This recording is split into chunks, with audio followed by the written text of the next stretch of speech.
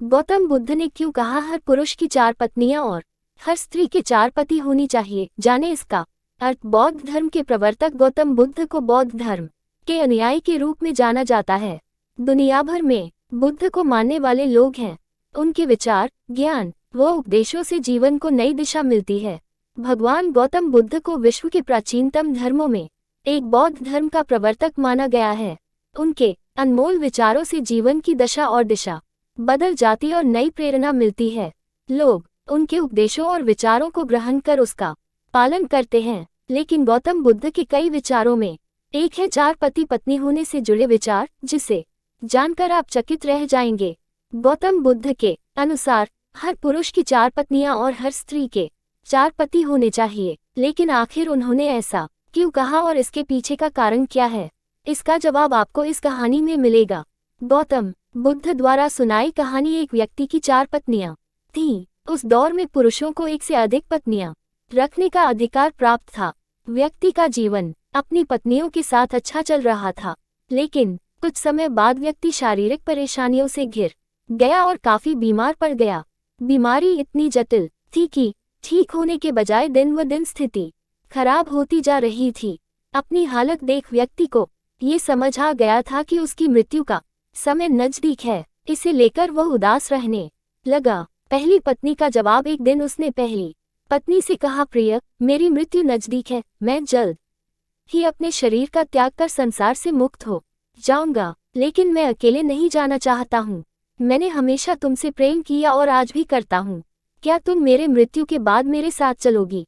यह सुनते ही पत्नी खामोश हो गई और अंत में उसने हिम्मत जुटाते हुए पति से कहा, स्वामी, मैं जानती हूँ कि आप मुझसे बहुत प्रेम करते हैं और मैं भी आपसे उतना ही प्रेम करती हूँ, लेकिन आपकी मृत्यु के साथ हमारे अलग होने का भी समय आ गया। ये कहते हुए पहली पत्नी ने मृत्यु के बाद उसके साथ चलने से इनकार कर दिया। दूसरी पत्नी का जवाब। इसके बाद व्यक्ति अपनी दूसरी पत्नी के पास जाकर उससे भी यही प्रश्न पूछते हुए कहता है, क्या तुम मृत्यु के बाद मेरे साथ चलोगी? जवाब में दूसरी पत्नी कहती है, जब आपकी पहली पत्नी ने ही आपके साथ जाने से इनकार कर दिया तो मैं आपके साथ कैसे जा सकती हूँ? ये कहते हुए वह भी उसके पास से चली जाती है।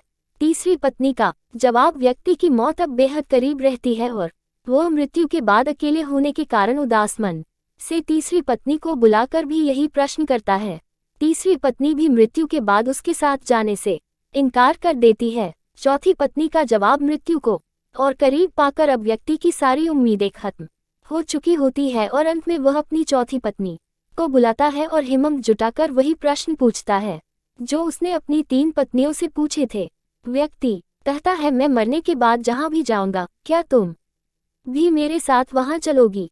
तब चौथी पत्नी कहती है, स्वामी, मैं आपके साथ जरूर चलूंगी। आप जहां भी जाएंगे मैं भी आपके साथ चलूंगी और आपका साथ दूंगी, क्योंकि मैं खुद भी आपसे दूर नहीं रह सकती। कहानी का सार और सीख। कहानी को सुनाते हुए गौतम बुद्ध अंत में कहते हैं, हर पुरुष और महिला के पास 4 पत्नियां और 4 पति जरूर होने चाहिए। यह इसलिए क्योंकि उसे भी चौथी बार में हाँ सुनने को मिले। हालांकि कहानी में बताए 4 पति और पत्नी का तात्पर्य यहाँ गौतम बुद्ध ने जीवन के पहलू को बताया है। गौतम बुद्ध के अनुसार इस कहानी में पहली पत्नी हमारा शरीर है, जो मृत्यु के बाद हमारे साथ नहीं जा सकती। इसलिए मृत्यु के बाद शरीर को जला दिया जाता है या दफना दिया जाता है। दूसरी पत्नी है हमारा भाग्य है।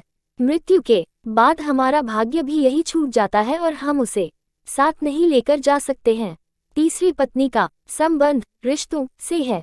मृत्यु के बाद रिश्ते नाते सभी यहीं छूट जाते हैं और हम चाहकर भी इसे अपने साथ नहीं लेकर जा सकते हैं। कहानी में चौथी पत्नी जो कि साथ जाने के लिए तैयार हो जाती है, इसका संबंध हमारे कर्म से है। कर्म ही एकमात्र ऐसी चीज है जो मृत्यु के बाद हमारे साथ जाती है।